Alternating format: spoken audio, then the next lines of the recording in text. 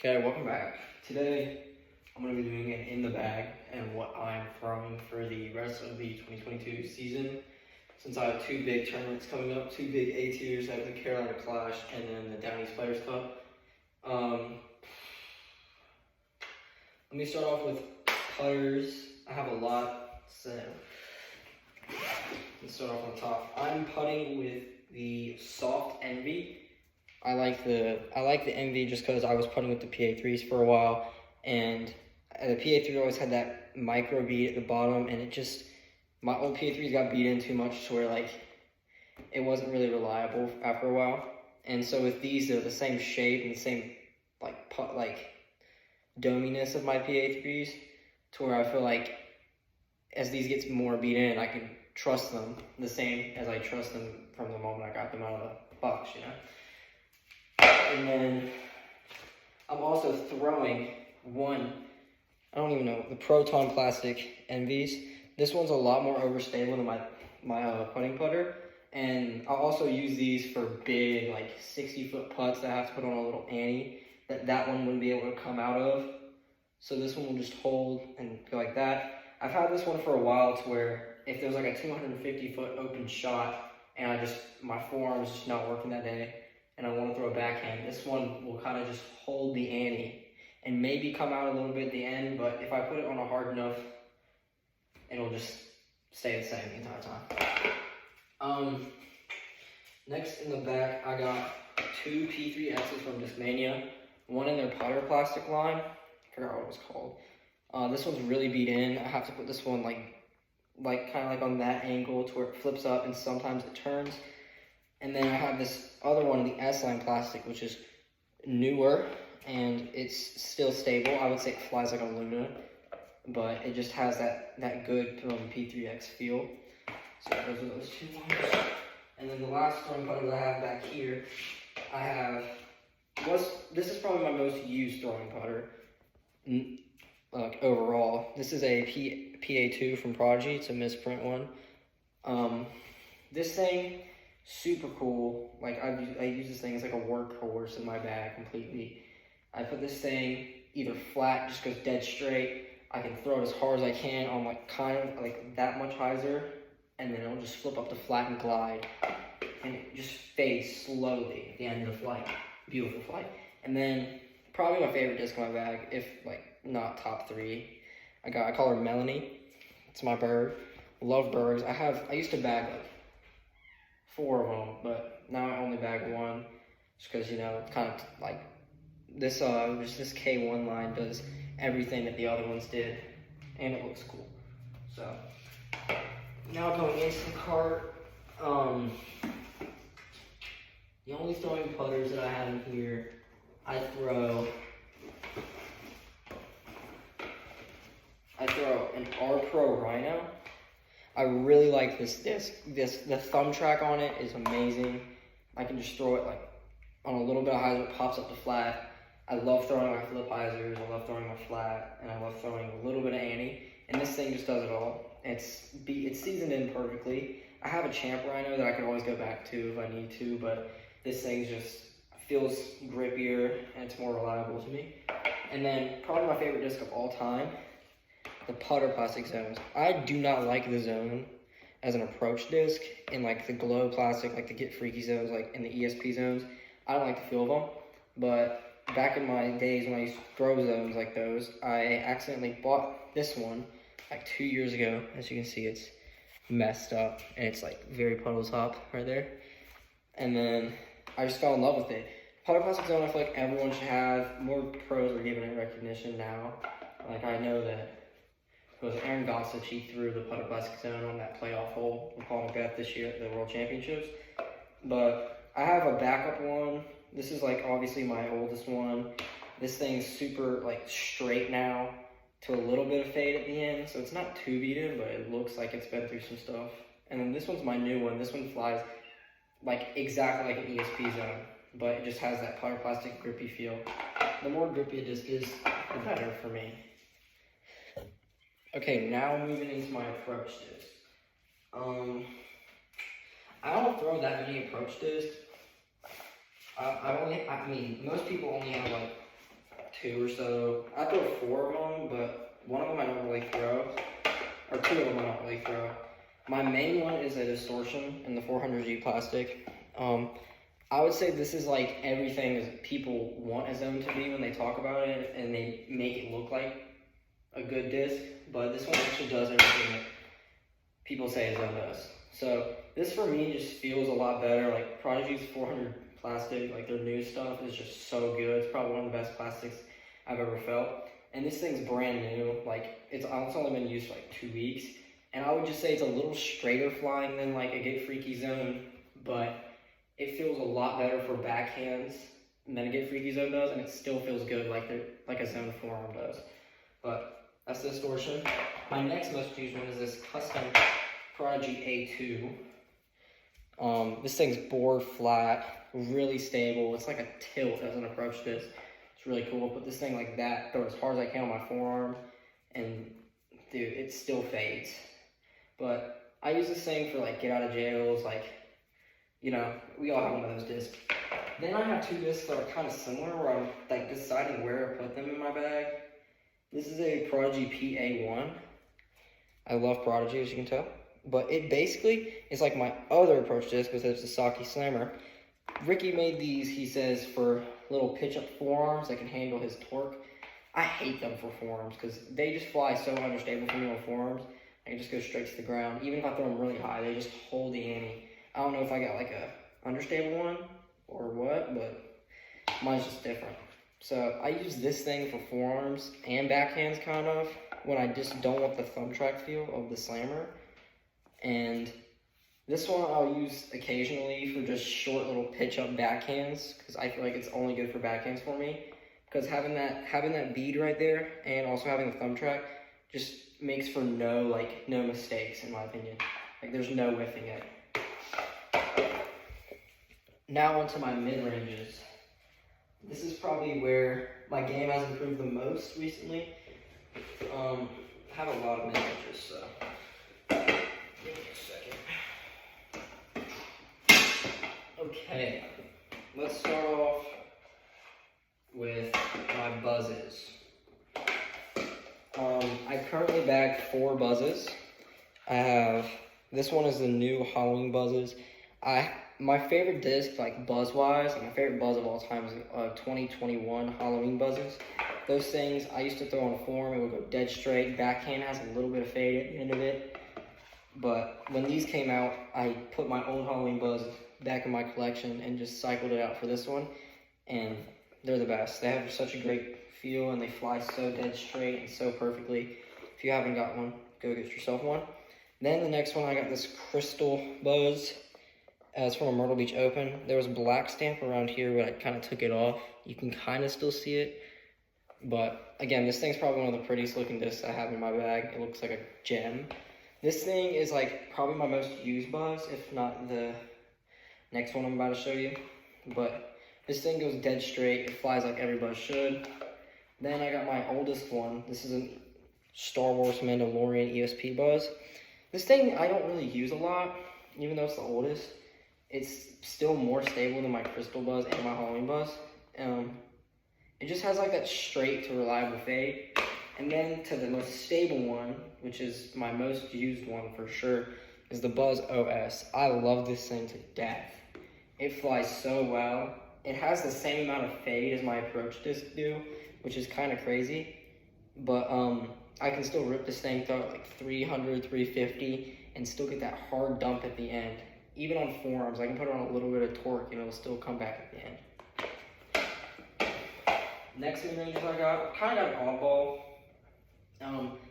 I got an MD3 for this medium, one of the old C-line ones. This thing's super flippy. I can't remember where I found it, but where was it?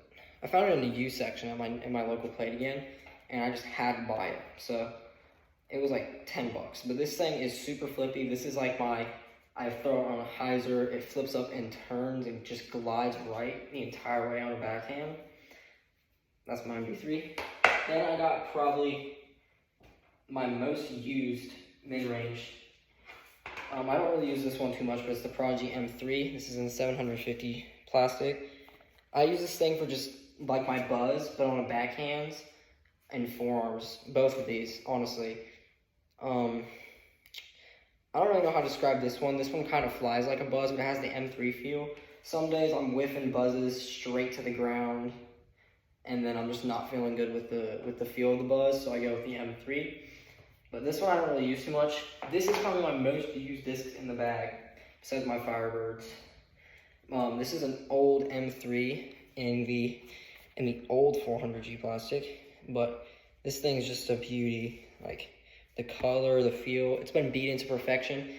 I love throwing this disc. I put it on a little flip up, and it goes forever. I can probably get this thing near 400 feet on the backhand. I don't throw this thing on forehand. This is specifically just backhand. My other one, the orange M3, that one's kind of used for forearms and backhands. But yeah, that's all my mid ranges. Next, I'm gonna move into fairways, and to start off with the fairways, I got probably my most used section, the last on my putter pouch. Got my Firebirds. So to start off, I got my dead straight to fade Firebird. I got a Glow and Andrew Marweed Firebird. Next, like the kind of stable category, you put on a little bit of torque and it comes back. I got this regular, kind of flat, kind of domey Firebird. Most people say they like flat Firebirds for Champion plastic, but I don't really mind it. A Firebird's a Firebird at the end of the day. I like having a little dome to them, except when they're this. So this is my other Glow Firebird. This is Glow Champion. It's super hard, super board flat. This thing is literally like a tilt. Like, I don't own a tilt, but based on what people have been throwing them like, this is a tilt. It's super beat in. It's been super used, but still somehow flies so overstable, and I don't know what's wrong with it. I don't even know what it was when I first got it. It felt like Firebird. It looked like a Firebird. When I threw it out of my hand for the first time, I threw it like a Firebird, and it just went straight to the ground. Dump. So it was so crazy. Moving on to my next fairways. Let me get them out real quick.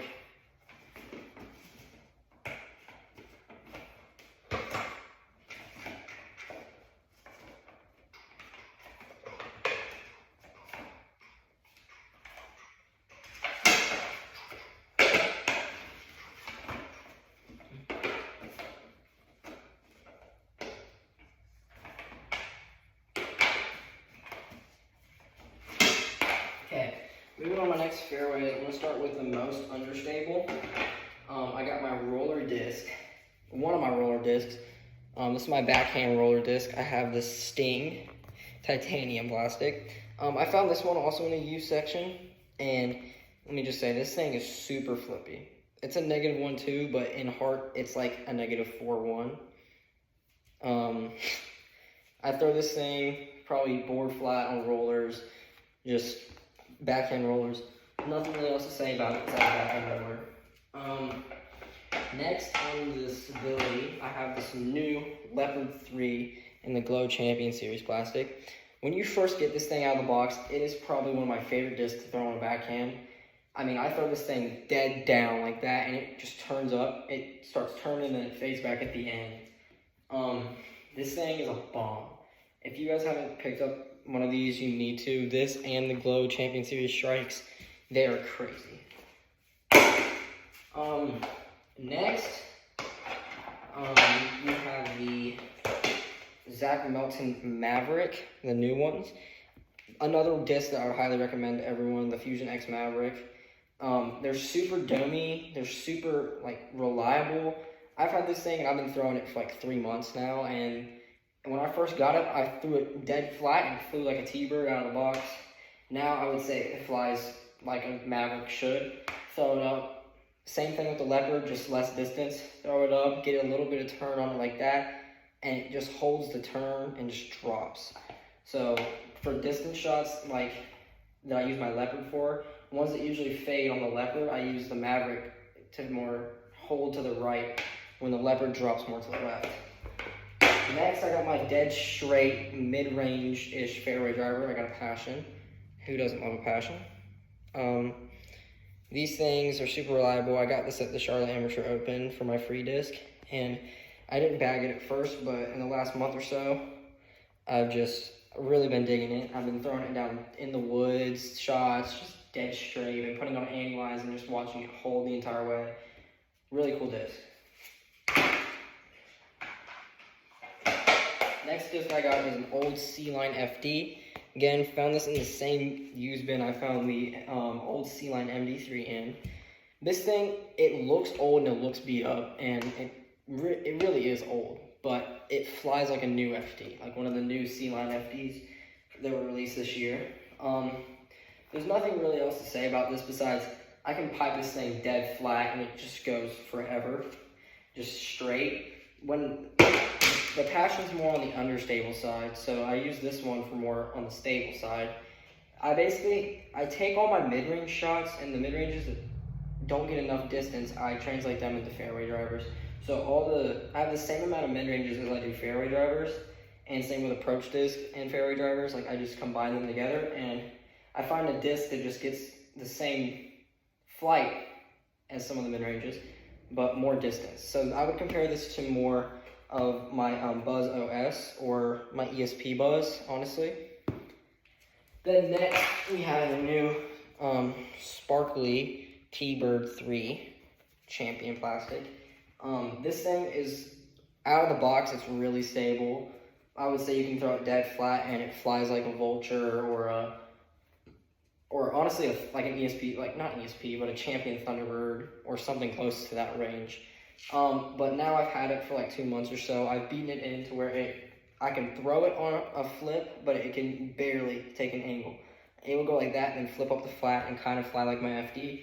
But I think this one I use because it has like a deeper rim. I feel like I can get more of a power grip on it and throw it. I also like this one for forearms too because it goes dead straight on the forearm. The last two discs in my bag. This is the newest disc to my bag. This is the Glory. I've been really digging the Glory. It kind of flies like a Firebird, but it's way slower. It's almost like a mid-range. But the thing I really like that Latitude's doing with this Royal plastic, I feel like every Royal plastic disc that I felt, I've liked for forearm and backhand. Like, I dig the Grace, I dig the Rive. Both of those are all like comfortable for every single type of throw. Like my FD, I hate for forearms, but I love for backhands. So just nice having a disc like that with really hard fade at the end, but also just a comfortable feel for both types of throws.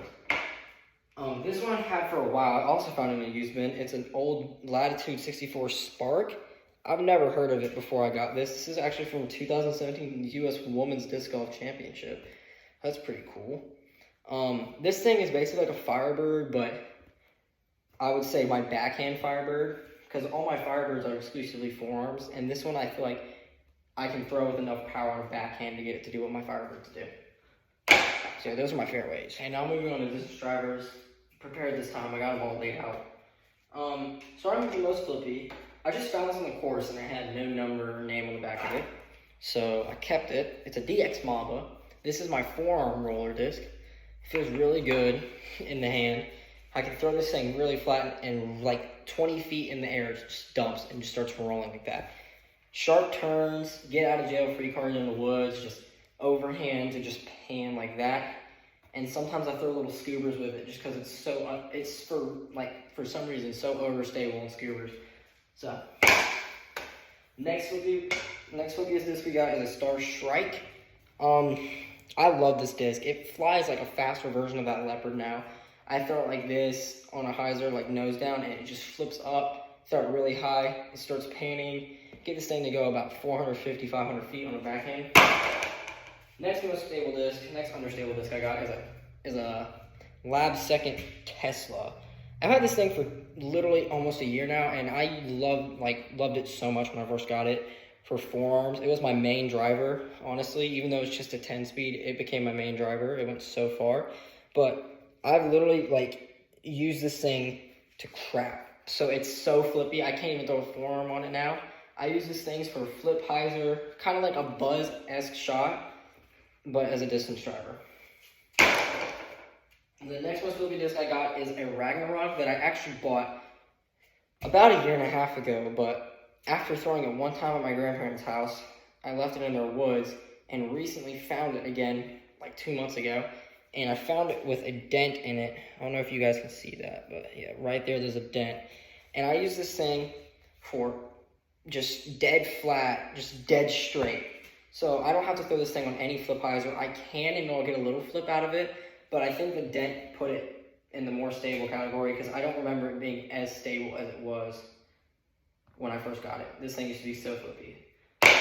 Next, we got the disc that I'm in love with for backhands, and I have like 10 more of these in my extras, but I have a Scorch. I love the ESP Scorch so much. It has a 6 glide, 11 speed. This one's so new, and I feel like it's so much like more stable than all my other ones. So that's why I back this one and not any other ones. But I put this thing on a little bit of Annie, and dude, it just holds it for like 300 feet and then just dumps. It gets so much flight and so much glide out of it. I can throw this thing flat and just know it's going to go far. Plus, it looks cool. Next is probably my most used backhand disc. It's a Star Wraith. I've had this thing for a while. Wraiths used to be my main distance driver until I moved to Destroyers, and now I moved to what I throw now, which you'll see later, because my arm speed's just increased over the past 2 years. And this used to be my main form. If you go back to my YouTube videos from a while ago, you were seeing me throw this exact one on a form, and I would go throw it on Annie, and it would just pan out immediately. That's how stable it was. Now I have to throw it like that, and it basically flies like my Stripe does, but I feel like this thing is super bipolar. So sometimes I'll throw it flat and I'll just dump really hard like it's brand new, and then sometimes I'll throw it like dead straight and then I'll just turn over to the right. So I don't know if it's just a problem with the disc or I'm not putting as much power on it, but it's a 168 Wraith. Love the Wraith. Next, I got what used to be actually my old distance driver as well, a D2. I use this thing for dead straight to hard dumps at the end, if not a little Annie to curves at the end backhands. This used to be an only forearm driver, and it sometimes is still, but it's mainly backhands now. I can get this thing to flip up to flat and just glide and ride for forever, about 500 feet.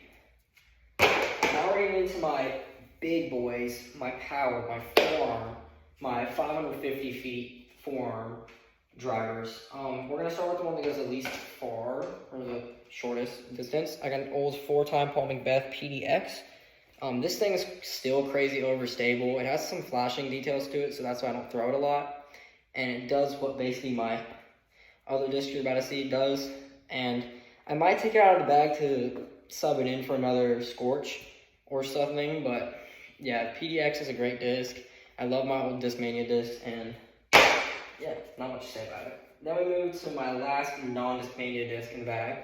We got an Ezra Adderhole Tour Series Nuke from this year. These things, I'm not gonna lie, he promoted the crap out of them, and I used to laugh at how much he promoted them because it was so funny. But hey, he got me to buy one, so good looks. These things go so like freakishly far. Like, it's actually crazy. Like, I throw this thing on a little bit of Annie, and it just starts going left for a ton, and then just turns right. The nukes that I've thrown in the past do not have as much glide as this, and I think this is the best run of nukes that has ever been made. So, shout out Ezra Adderhole, but this is probably my second furthest flying disc. Then we move on to my main distance drivers.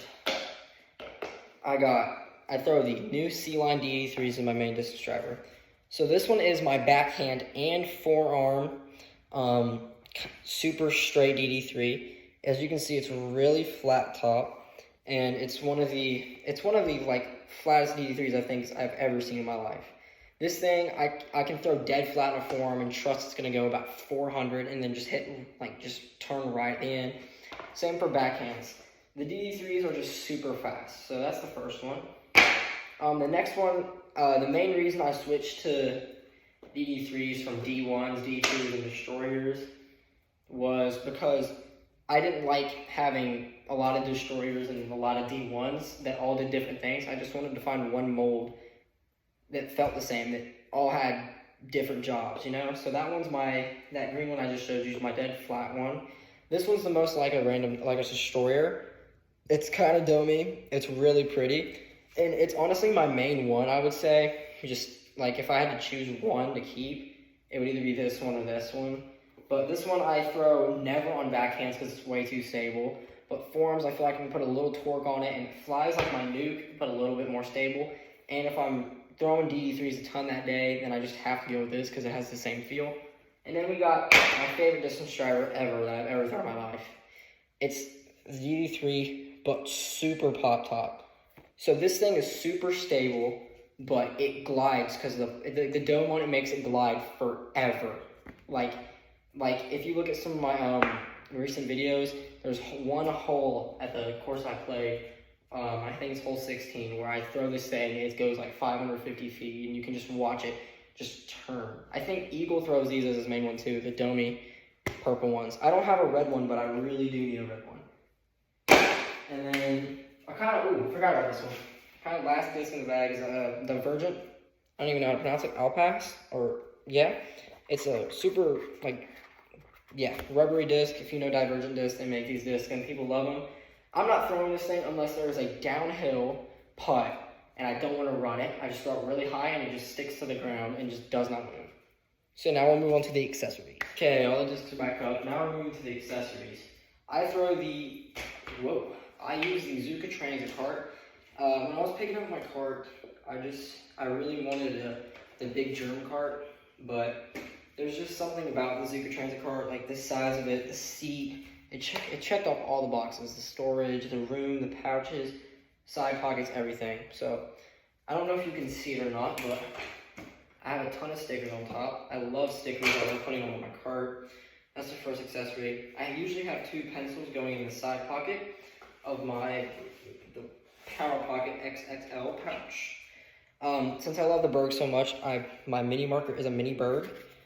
Love this thing to death. And then I use this Bushnell, the Disc Golf Edge rangefinder.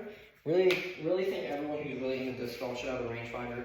It changes your game so much, and if you're playing tournaments, you can just mark, and if you practice enough out in an open field like I do at my local park, you'll just know what your maximum distance is with certain discs, and it'll help you identify what disc to throw for certain shots if you're having trouble with identifying what discs do in your bag. Then on the side, I always keep a flight towel on me, use this thing for warm-ups, and I also use it for wiping out my discs. I also recommend that everyone should have a flight towel as well. And then I have a whale sack. I love the whale sacks, I love the chalk bags, but I don't use a chalk bag. Even though I support them and I think players should use them, I don't like them. I like having whale sacks because the only problem that I have on courses is sweating off my hands, and this is one of those ones that they absorb. That's all they do. They don't give up chalk, they don't do anything, they just absorb. So I just pat my hands down, wipe them, and go like that. That's my whale sack, and then that's my last accessory. I don't really have many other accessories besides the side pockets. There usually is a disc there, but I took it out. And then I have my other really foldy disc there. I got my storage under here. I have this one thing right here, which has an extra towel in it if I need it, and I also put a speaker in it that fits perfectly. And sometimes I'll put snacks into the storage because everyone should have snacks while playing. And then in this pouch, I put my keys and my wallet, and I also have another set of axle knobs for my tires in case I hit something in the rock and it falls off, because that actually does happen, believe it or not. So yeah, that is my 2022 in the bag. I'll be using those discs for the rest of the 2022 season at my next 2 tournaments. I don't know if some of the discs will stay in there just because my bag is usually really fluid. And if you wanted a close-up look at the stickers, these are all the stickers I have. Pretty cool. And then I got some on the bar right there, and then down there. And then that's the last look at the cart. There's your full 360.